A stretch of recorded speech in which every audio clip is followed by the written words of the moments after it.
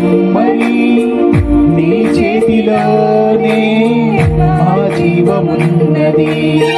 సర్వకృపానిధి మా పరమ కుమ్మరి, నీ చేతిలోనే మా జీవమున్నది. మా దేవాని ఆలోచనలన్నీ ఎంతో గొప్పవి, మా ఊహకు మించిన కార్యములెన్నో జరిగించున్నవి.